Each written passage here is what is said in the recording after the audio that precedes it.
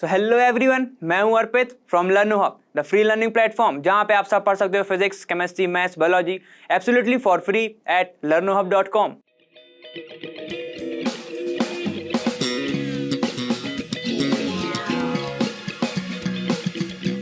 तो अब हम आ गए हमारा लास्ट वीडियो लेके, और जिसमें आपका ये वाला चैप्टर पूरा कंप्लीट हो जाएगा। ठीक है, उम्मीद है आप वन शॉट वीडियो पूरा कंप्लीट कर चुके होंगे और मेरे साथ अभी क्या कर रहे होंगे, एनसीईआरटी के सॉल्यूशन सॉल्व कर रहे होंगे। ठीक है, तो चलो हम बिना किसी देरी के स्टार्ट करते हैं ये वाला वीडियो, और पूरे के पूरे जो सॉल्यूशन थे इस चैप्टर के हम कर देते हैं। ठीक है, चलो देखते हैं हम पहला क्वेश्चन हमारा।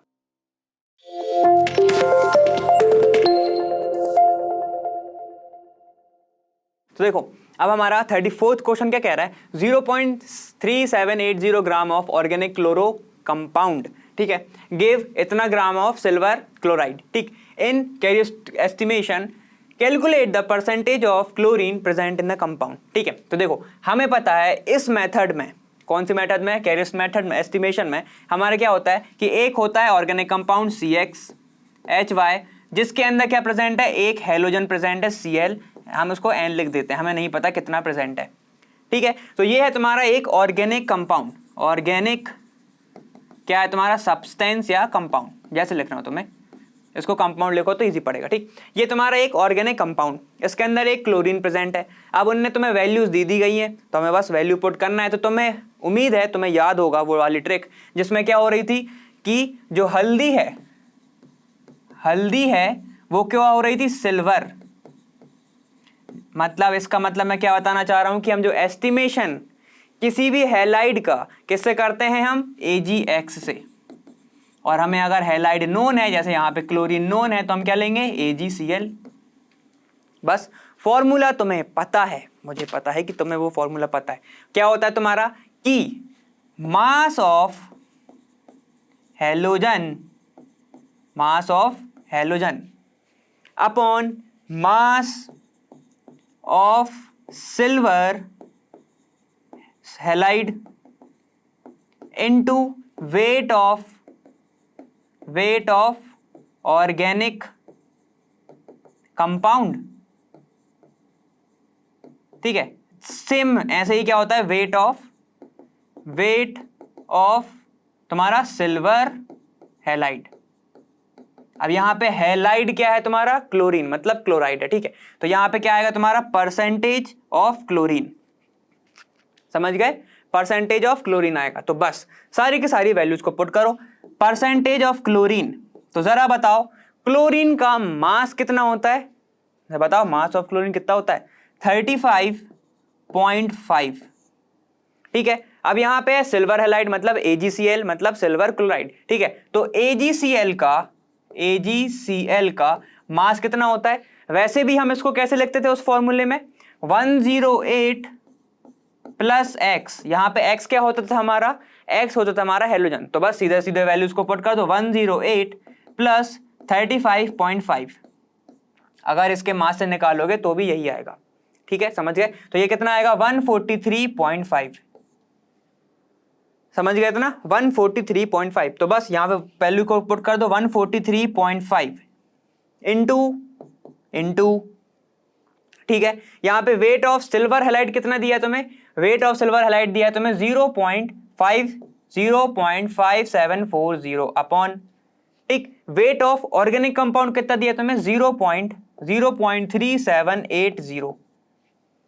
ठीक, अब हम निकाल क्या रहे हैं, परसेंटेज, तो इंटू किसका करोगे, 100। ठीक है, तो इंटू किसका करोगे, 100 का, तो परसेंटेज ऑफ क्लोरीन कितना आएगा, जब इसको कैलकुलेट करोगे तो 37.56% आएगा क्लोरीन का। तो मतलब इस ऑर्गेनिक कंपाउंड के अंदर कितना क्लोरीन प्रेजेंट है, 37.56% क्लोरीन प्रेजेंट है। तो ये हो गया हमारा आंसर। सिर्फ फॉर्मूला पता होने का था, बाकी सारे तुम्हें क्या थे, तुम्हें गिवन ही थे।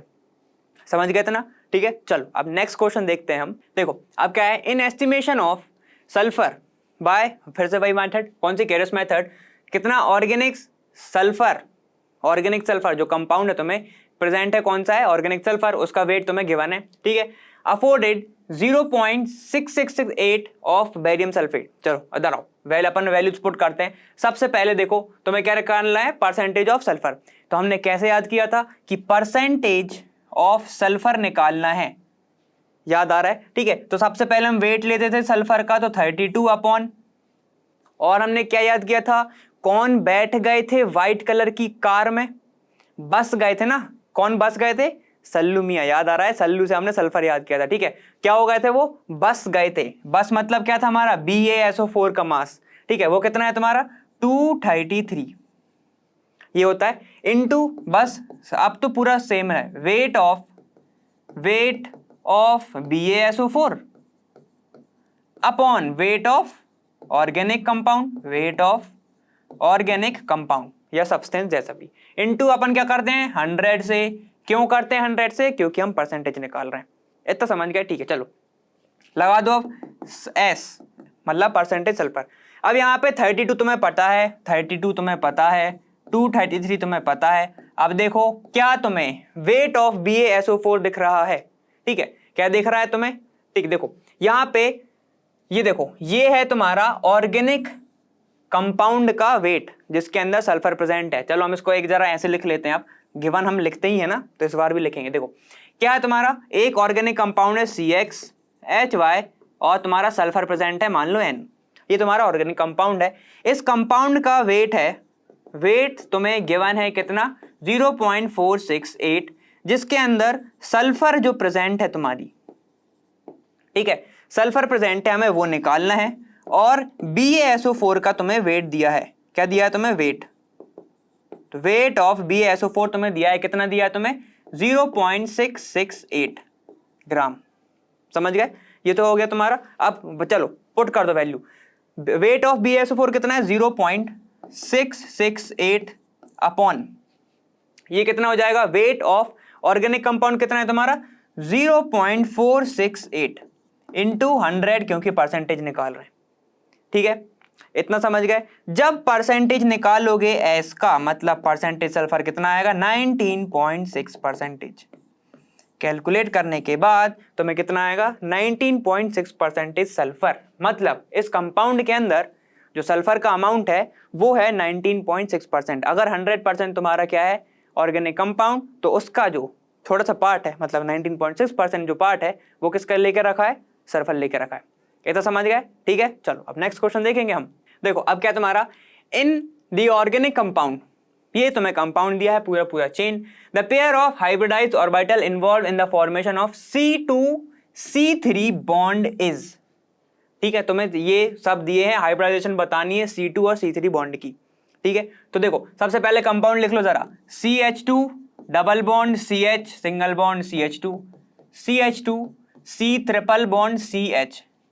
देखो अब सिर्फ गलती एक ही तरीके से बस हो सकती है, और कोई इसका और कोई मतलब है ही नहीं, गलती करने का गुंजाइश ही नहीं है एक जगह पे। देखो अगर तुम काउंटिंग करो यहां से 1 2 3 4 5 6, ठीक है, तो तुम्हारा C2C3 कौन सा पढ़ रहा है, ये पढ़ रहा है तुम्हारा C2C3, मतलब तो इसका आंसर क्या होना चाहिए, अगर मैं C2 पहले लिखूं और फिर C3 लिखूं तो आंसर क्या होना चाहिए इसका sp3। ठीक है, क्यों, जितने नंबर ऑफ का तुम्हारे एटम अटैच्ड हैं -1 कर दो, ये अपन बहुत बार देख चुके हैं, तुम्हारे क्या आएगा हाइब्रिडाइजेशन। ठीक है, तो ये आंसर होना चाहिए कायदे से। ठीक, कौन सा वाला, sp3, और तुम्हें वो दिया भी हुआ है। ठीक है, लेकिन जल्दबाजी ना करो, और तुमने अगर चैप्टर पढ़ा हुआ हो या 1 शॉट वीडियो देखी हुई हो तो तुम नहीं करोगे ये गलती। कैसी गलती है, क्या ये गलत है? ठीक, गलत तो नहीं है, लेकिन हाँ ये पूरा गलत है। ठीक है, काउंटिंग कहां से स्टार्ट होती है, हम डबल बॉन्ड को प्रेफरेंस देते हैं। तो ये क्या हो जाएगा 1, ये 2, ये 3, ये 4, ये 5 और ये 6। कार्बन तो चाहिए थे, लेकिन कहां से स्टार्ट हो रही, यहां से। समझ गए? तो देखो अब देखो C2 कौन सा है तुम्हारा, डबल बॉन्ड CH2। तो अब आंसर क्या होगा इसका, CH डबल बॉन्डेड। ठीक है, मतलब ये 3 एटम से अटैच्ड है, -1 मतलब sp2, और ये क्या है तुम्हारा sp3। एक यहां पे एक कार्बन प्रेजेंट है और ये एक और 2 इसके साथ हाइड्रोजन जुड़े हुए हैं, मतलब 4 एटम मतलब sp3, तो ये क्या हो जाएगा तुम्हारा sp2 sp3 हाइब्रिडाइज। कौन सा है? C। तो करेक्ट आंसर इज कौन सा है तुम्हारा? sp2 sp3, option number C। जरा टिक कर दो अच्छे से, समझ गए इतना? ठीक है, तो बस ये हो गया तुम्हारा आंसर। नेक्स्ट क्वेश्चन देखेंगे अब हम। देखो अब क्या तुम्हारा इन लेसेंस टेस्ट फॉर नाइट्रोजन, अब जरा ध्यान से याद आ रहा तुम्हें लेसेंस टेस्ट, ठीक है। In an organic compound the Prussian blue colour is obtained due to the formation of, ठीक है। अब इनमें से किस चीज का फॉर्मेशन होता है जो तुम्हें प्रूशियन ब्लू कलर मिलता है, ठीक है, लेसेंस टेस्ट में। सबसे पहले लेसेंस टेस्ट तुम्हें क्लिक होना चाहिए तुरंत। लेसेंस टेस्ट में होता क्या है, हम हर जगह बनाते हैं सोडियम का एक्सट्रैक्ट, ठीक है, और यहाँ पे है साइनाइड, तो हम क्या करते हैं, हम बनाते हैं NaCN, यही होता है सोडियम का एक्सट्रैक्ट।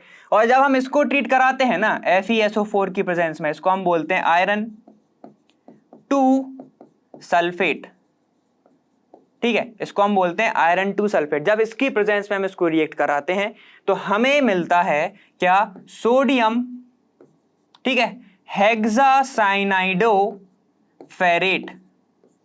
क्या मिलता है हमें? Sodium hexacyanido ferrate. देखो ये मिल रहा है तुम्हें, सोडियम लिख लो एक बार, सोडियम हेक्सासाइनाइडो फेरेट, ठीक है, सोडियम हेक्सासाइनाइडो फेरेट 2।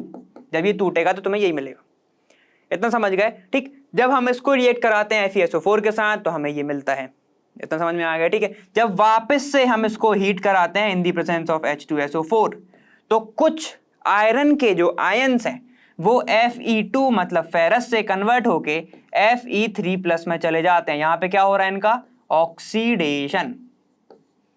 क्या हो रहा है इनका? ऑक्सीडेशन। तो फिर जब ये जो फेरिक आयन है, जब ये रिएक्ट करता है फर्दर किसके साथ? सोडियम हेक्सासाइनाइडो फेरेट के साथ, तो तुम्हें क्या मिलता है? Fe4, ठीक है, और फिर FeCN6, ठीक है। इसका नाम क्या होता है? फेरस, ठीक है, फेरस हेक्सासाइनाइडो, ये होता है इसका नाम।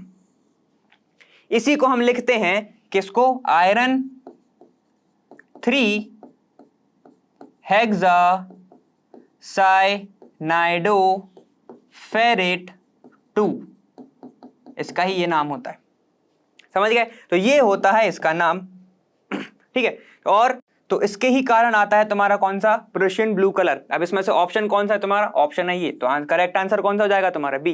तो इसको लिखोगे करेक्ट आंसर इज बी। कौन सा है बी तुम्हारा? ये वाला, समझ गए? ठीक है, चलो ये क्वेश्चन हो गया हमारा। अब नेक्स्ट क्वेश्चन देखते हैं। देखो अब नेक्स्ट क्वेश्चन कौन सा तुम्हारा? Which of the following carbocation is most stable, ठीक है, कार्बोकैटायन के बारे में हमने पढ़ा है, ठीक है। तो सबसे पहले इनको थोड़ा ओपन करके लिखते हैं हम। क्या है तुम्हारा? CH3, ठीक है, फिर 3 बार प्रेजेंट है वो एक कार्बन के ऊपर, तो ये है तुम्हारा CH3, ये है CH3, और फिर दूसरे से कनेक्ट है वो CH2, यहाँ पे है तुम्हारा कार्बोकैटायन। ये है तुम्हारा पहला वाला, ठीक है। सेकंड है तुम्हारा कौन सा? सेकंड है तुम्हारा CH3 और यहाँ पे है तुम्हारा पॉजिटिव चार्ज, ठीक है। अब देखो थर्ड कौन सा है तुम्हारा? यहाँ पे CH3 CH2 ये है पॉजिटिव, ठीक, यहाँ पे आ जा दो। फोर्थ वाला कौन सा है तुम्हारा?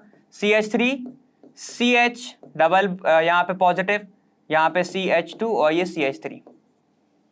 अब जरा देखो कि जहां पे जिस कार्बोकैटायन के पास सबसे ज्यादा होंगे अल्फा हाइड्रोजन, ठीक है, या फिर सबसे ज्यादा CH3 जोड़े होंगे, वो वाला होता है सबसे ज्यादा स्टेबल, ठीक है, इतना समझ गए? क्योंकि वहां से क्या हो सकता है? फिर तुम्हारा हाइड्रोजन शिफ्ट भी हो सकता है, जो कि स्टेबलाइज करने के लिए हेल्प करता है कार्बोकैटायन को। तो देखो ये है तुम्हारा कौन सा? प्राइमरी, मतलब इसको मैं 1 डिग्री लिखूंगा, 1 डिग्री कार्बोकैटायन। अब यहां पे देखो ये कौन सा है तुम्हारा? इस कार्बोकैटायन से जिस कार्बन के ऊपर पॉजिटिव चार्ज है उससे 3 कार्बन जुड़े हुए हैं, और ये हमने अभी पढ़ा, ये क्या होता है? टर्शरी। ऐसी देखा था हमने कि जिस कार्बन से 3 अलग अलग कार्बन जुड़े हों, अगर चार होते तो वो 4 डिग्री होता, लेकिन 4 होते तो फिर ये पॉजिटिव नहीं होता, समझ गए। अब इसकी बात करो, इस वाले कार्बन से सिर्फ सिंगल कार्बन जुड़ा हुआ है, मतलब ये हो जाएगा प्राइमरी, और ये वाले कार्बन से 2 कार्बन जुड़े हैं, मतलब सेकेंडरी। अब जरा एक बार काम करते हैं, जैसे हमने अभी पढ़ा था अल्फा हाइड्रोजन वाला, वो वाला देखते हैं कि जब बताओ इस वाले कार्बन के पास कितने अल्फा हाइड्रोजन प्रेजेंट है। जो कार्बन से फंक्शनल ग्रुप जुड़ा होता है, उस कार्बन से जितने कार्बन उसका पहला कार्बन जो जुड़ा होता है उसको फंक्शनल ग्रुप क्या बोलते हैं, अल्फा कार्बन। देखो यहां पे देखो, अगर मैं बात करूं ये है मेरा फंक्शनल ग्रुप जिस पे ऊपर लगा है पॉजिटिव चार्ज, इस कार्बन से जो डायरेक्टली अटैच कार्बन होगा वो होगा तुम्हारा अल्फा कार्बन, और उस अल्फा कार्बन के पास जितने हाइड्रोजन होंगे वो होगा अल्फा हाइड्रोजन। ठीक है, तो यहां पे देखो, यहां पर एक भी हाइड्रोजन प्रेजेंट ही नहीं है, तो यहां पे कहते हैं 0 अल्फा हाइड्रोजन। ठीक है, तो क्या ये स्टेबल होगा, नहीं होगा। चलो इधर आ जाओ, अब हम बात करते हैं किसकी, टर्शरी की। यहां पर ये है तुम्हारा फंक्शनल ग्रुप, डायरेक्टली अटैच्ड है तुम्हारे CH3 CH3 CH3, तो और यहां पे क्या हो जाएगा फिर, ये भी अल्फा कार्बन, ये भी अल्फा कार्बन, ये भी अल्फा कार्बन, और उसके पास जितने हाइड्रोजन होंगे वो क्या होगा तुम्हारा, अल्फा हाइड्रोजन। तो कितने हो जाएंगे, 3 3 6 और 3 9, मतलब 9 अल्फा हाइड्रोजन है इसके पास। चलो अभी से रिजल्ट नहीं सुनाते हैं, बाकी के भी देखते हैं हम। ठीक है, यहां पे देखो क्या है तुम्हारा प्राइमरी, इससे डायरेक्टली अटैच्ड जो कार्बन है वो अल्फा कार्बन, जिसके पास जितने हाइड्रोजन होंगे वो अल्फा हाइड्रोजन, तो 2 अल्फा हाइड्रोजन है इसके पास। ठीक है, और यहां पे जाओ, अब इसके पास कितने हैं, 3 और ये 5 अल्फा हाइड्रोजन। एक चीज नोट कर लो, जो कार्बोकैटायन है उसके पास जो हाइड्रोजन है हम वो नहीं काउंट करते, समझ गए, वो नहीं होता अल्फा, वरना उसको भी गिन लो कि नहीं, कहां 5 तो नहीं 6 है। ठीक है, ये क्या है तुम्हारा 5 है इसके पास। ठीक है, तो सबसे ज्यादा अल्फा हाइड्रोजन किसके पास है, टर्शरी के पास, मतलब 9 अल्फा हाइड्रोजन। तो सबसे ज्यादा स्टेबल कौन सा होगा, ये वाला, और इसकी ही कॉपी करना चाहता था कौन सा, ये, लेकिन ये कार्बन बीच में आ गया, वरना ये भी स्टेबल हो जाता। ठीक, सबसे ज्यादा स्टेबल कौन सा होगा तुम्हारा, टर्शरी कार्बोकैटायन। जरा ऑर्डर लिख लो, सबसे ज्यादा स्टेबल होता है टर्शरी, उसके बाद होता है तुम्हारा सेकेंडरी, फिर होता है तुम्हारा प्राइमरी। समझ गए, ये होता है स्टेबिलिटी ऑर्डर ऑफ कार्बोकैटायन, इतना समझ गए। ठीक है, तो ये वाला क्वेश्चन हमारा हो गया फिनिश, और ये ऑर्डर जरूर लिख लेना, अभी नहीं तो बाद में तो लगेगा ही लगेगा, एग्जाम में आए ना आए पता तो होना चाहिए। ठीक है, समझ गए इतना। चलो अब नेक्स्ट क्वेश्चन देखते हैं। देखो अब क्या तुम्हारा, the best and the latest technique for isolation, purification and separation of organic compound is. ठीक है, तो भाई इसको तो तुम्हें ऑप्शन देखने की जरूरत नहीं थी, होनी थी, ये तो तुम्हारा फिल इन द ब्लैंक्स होना चाहिए था, क्योंकि हमने पढ़ा है कि मॉडर्न टेक्निक में हम किसका यूज करते हैं, क्रोमैटोग्राफी का यूज होता है। मॉडर्न टेक्निक में किसका यूज होता है, क्रोमैटोग्राफी का यूज होता है। तो एग्जैक्ट तुम्हें जहां पे भी दिख रहा है क्रोमैटोग्राफी टिक लगा दो, मुझे यहां पे देखा तो मैंने यहां टिक लगा दिया। ठीक है, मॉडर्न टेक्निक्स में सबसे ज्यादा यूज होता है तुम्हारा क्रोमैटोग्राफी का, बाकी क्रिस्टलाइजेशन, डिस्टिलेशन या फिर सब्लिमेशन का यूज नहीं होता है, क्योंकि हर कंपाउंड तो सब्लाइम होगा नहीं, समझ गए, हर कंपाउंड डिस्टिल होगा नहीं, और वैसे ही हर कंपाउंड क्रिस्टलाइज हो सके ये जरूरी नहीं। क्या पता तुम जब उसको ड्राई कर रहे हो या तुम उसको कूल कर रहे हो तो क्या हो, उसमें से कुछ ना कुछ इम्प्योरिटी आ जाए, या फिर वो ड्राइंग करने के लायक ही ना हो, समझ गए। ठीक है, और हर कंपाउंड डिस्टिल भी नहीं हो सकता ना, अगर सॉलिड हुआ फिर कैसे करोगे, समझ गया। ठीक, चलो तो इसका हम किसका यूज करते हैं, क्रोमैटोग्राफी का। इसमें बहुत सारी चीजें होती हैं जो हम देख चुके हैं पहले, हमने TLC देखा, हमने पेपर क्रोमैटोग्राफी देखा। पेपर क्रोमैटोग्राफी किस में आता है, पार्टीशन में। ठीक है, किस में, पार्टीशन में, और जो पार्टीशन है, ठीक है, उसको हमने कैसे कहा था, P से पार्टीशन, P से पेपर क्रोमैटोग्राफी।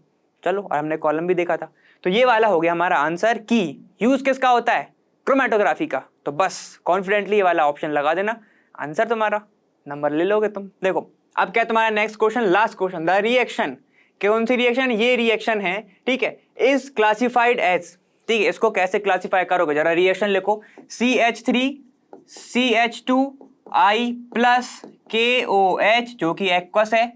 ठीक है, इसको हम रिएक्ट कराने पे क्या मिल रहा है, CH2CH2OH, CH3CH2OH। प्लस के आई। ठीक है, तो देखो ये क्या है इसके पास, K प्लस OH माइनस, कौन किसको रिप्लेस कर रहा है, I रिप्लेस कर रहा है किसको, OH को, मतलब OH रिप्लेस कर रहा है I को। ठीक है ना, ज्यादा कंफ्यूज मत होना। ठीक, ये क्या है तुम्हारा स्ट्रॉन्ग, माइनस चार्ज है इसके ऊपर, तो क्या लिखोगे, स्ट्रॉन्ग न्यूक्लियोफाइल, न्यूक्लियोफाइल।